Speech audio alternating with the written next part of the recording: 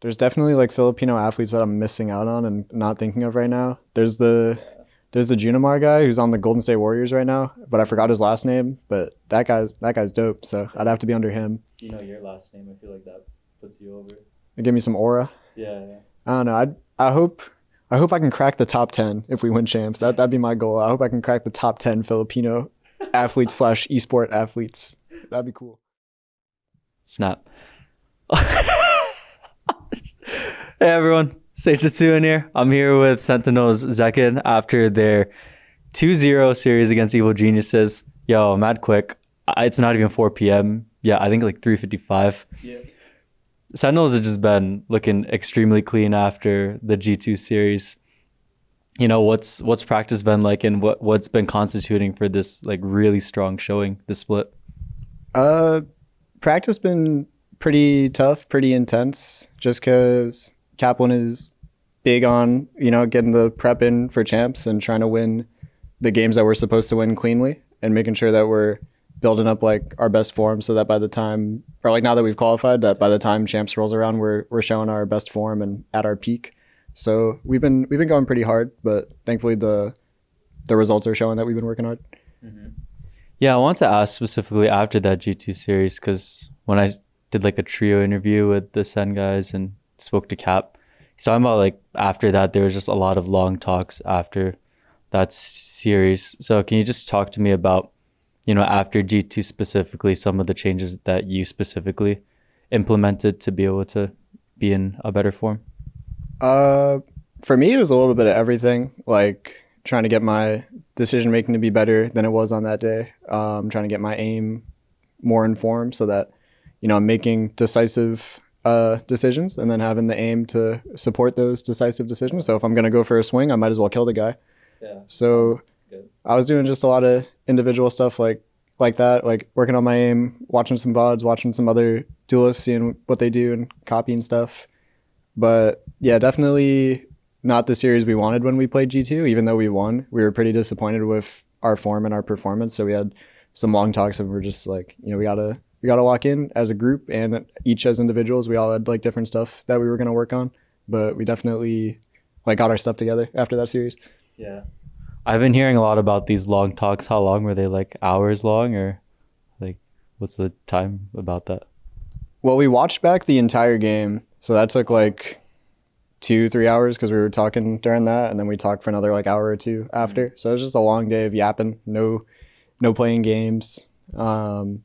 But it was good. It was very productive. I think we learned a lot from like watching it back, and then we had a productive conversation after, and now we're gaming up to our standards. Yeah. So it took a while, but it was good for us. What duelists in particular did you really watch and you were like, all right, I'm gonna copy paste this duelist stuff? There wasn't like one guy. It's just a mix of everyone. Like Ospas, Texture, Kang. Like off the top of my head, those were 3 like VODs that I remember. I watched a mini Boo VOD. Oh. He was cool. He had a good game. Trying to think if there's someone I'm missing, because I tried to watch like a VOD from every region, just see like what everybody's doing. Gotcha. But I think I got a Jogamo VOD in there too. But yeah, it was just a lot. I was just skimming through, looking at like specific decisions that they made, trying to be like, what should I do in this situation? But no, like not one person in particular. I was trying to get as many different like play styles that I could think of. Do you find VOD review for your own individual skills better before practice and the scrim block start, or after? I like it after. Like it depends. Like if we have on the schedule that we're going to work on a specific map the next day, then I will go skim a VOD or two of like people who are playing well on that map, just to see like, even if it's not the same duelist, like if someone's playing like a Neon and I'm playing Raze, or the other way around, or some different combination, just like seeing what they like to do. Like even if it's not the same character using like the same abilities, the decision making and like thought process is pretty much the same, like from agent to agent. So I like to do it. I always like to do it after prac, because I like sleeping in. But yeah, usually I'll try and prep like the map before it happens. Yeah. And then what's it been like knowing that all this hard work is paying off, and then you're getting these really clean series wins like 13-0 over Furia last week? today, like how's it like to know that the practice is paying off and it's like y'all are really scaling up towards when it really is starting to matter most? It feels good, but we've got bigger ambitions. We want to win the stage. We want to go to champs and win champs. So we're just trying to stay as focused as possible and like being happy with the wins, but not like getting complacent and not working as hard just because it's looking good. So pretty happy. Like I'm gonna go home and sleep good tonight, but I think all of us as a group like just want to get back to work and keep scaling. Yeah, it's like you're looking at pictures of Faker and being like, I'm gonna be that for Valorant. Yeah. And I can't stop here. I got him on my ceiling, so like when I'm falling asleep, right before I turn off the light, I look up and I'm like, there he is. And then I turn off the light and I go to sleep. It's like that's my idol. Yeah, that's the goat. So sooner or later he's gonna have me on his ceiling. Nah. Because by the time, listen, man, if I become the goat of the game, he's gonna be. I mean, maybe he'll still be kicking in league at like 40. But I feel, but he'll be fine actually. Maybe one day. Yeah. Maybe one day. What if Faker was Filipino? What do you think of that? That'd be amazing. That would be. I mean, he would be. I don't know. You think he'd be Manny Pacquiao level of like famous? Dude, or do you think Manny would outrank him? Oh, shoot. Honestly, that's a good question. Yeah. Like, family's got the Pacquiao parties. I attended a few when I was like really young at my aunt's house. Yeah. I don't know if Faker would have my family like that if he was Filipino, because I don't know if they're into games like that. But like, I think it would be Manny Pacquiao 1, Faker 2, but like it'd be pretty close. Yeah. Like I think he'd probably be like the secondary person. Like you can't call him as a like a LeBron, honestly. I put him. Yeah, he's got that cultural impact. Yeah. Yeah. Give it some more time. More people have him on their ceilings. I think they'll start to see the vision soon. Yeah. How big would this picture be of just Faker on your ceiling? It's just a piece of printer paper. I gotta get a professional if I want to get like a poster on my ceiling that I can look up at night. But just get Brian to do that for you. Yeah, I'll ask Brian. I was like, yo, I need some supplies from the office, bro. It's important. But I won't tell him what it is until he's there. He's like, what the fuck? This is League Zach? Yeah, I also want to ask, there's this period where Cap was talking about after the Furious series where y'all got 2 days of a break period. What were you up to during those 2 days? Because it seemed like it was a really nice time to just reset after a hella busy off season. If I remember correctly, I spent one of the days just with Nicole because we never get time off at the same time, and then we had the day off at the same time. Yeah. So we just spent the whole day together. We went to a nice lunch, went shopping, got some like cool snacks, and then we watched a movie. So that was tight. That was the first day, if I'm remembering correctly. And then the second day, I just literally did nothing. I was like, I'm not gonna play. I'm gonna sleep until noon and enjoy. I'm gonna treat it like it's summer vacation when I was a kid, except it's one day. Yeah. And I literally did nothing. I slept until noon, and then I laid in bed and watched YouTube for like half the day, and then I went to the gym, and then I watched more YouTube, and I went to sleep, and I went to prac after.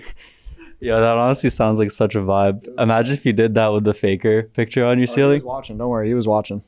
He fucks with my YouTube taste. Yeah, it's true. After he met you and the T1 building opened that door for you, he was like, that's my future goat. He knew, man. He saw me. He's like, that's good vibes. I'm going to let him in. That's why he let me in. I didn't even have to say anything. Yeah. Stupid. Nah, so like this, coming back to everything, this does secure your spot for first seed, which is really sick. You got one more match against 2G. What are you going to do to, lock in that 5-0? Is it just repeating all the things that you've been doing in practice again? Or is that next week going to be used primarily as testing out some new things for playoffs so you can win the split? It's up to Kaplan to make that decision. But if I had to guess, I would assume we'd practice pretty similarly, like just trying to get better day by day, working on like small micro things that we want to get better at. But if I had to guess, I would assume we would experiment during the 2G match, given that like first seed is secured no matter what, even if we don't go 5-0. But yeah, it's up to Cap. But I think we'll probably experiment, do something a little wacky, but I don't know yet. Mm-hmm. It's up to him. All right, just a couple more questions. We were talking about if Faker was Filipino, he would be the secondary goat after Pacquiao for the Filipino culture. Philippines. If you become the GOAT of Valorant, where do you think you would rank within this Filipino hierarchy? I feel like esports is becoming more popular over there. Patman won Toronto. I'd be getting there. I don't know where I'd be on the hierarchy because there's definitely like Filipino athletes that I'm missing out on and not thinking of right now. There's the Junimar guy who's on the Golden State Warriors right now, but I forgot his last name. But that guy's dope. So I'd have to be under him. You know your last name. I feel like that puts you over. Give me some aura. Yeah. I don't know. I hope I can crack the top 10 if we win champs. That'd be my goal. I hope I can crack the top 10 Filipino athletes slash esport athletes. That'd be cool. Yeah, that'd be fucking tight, honestly. Any final words to them or like your fans? You have a lot of fans. Thanks, guys. If you're a Filipino fan, salamat. I learned that. No, I'm kidding. I knew that for a long time. I'm kidding. No, thank you for all the support. I'm glad that we're able to show some clean wins for you guys, not stress you guys out as much as we usually do. We appreciate all the support. You guys are the reason that we can play games for a living, and it's really cool, and I'm really thankful. So appreciate all you guys. Later, everyone. Take care.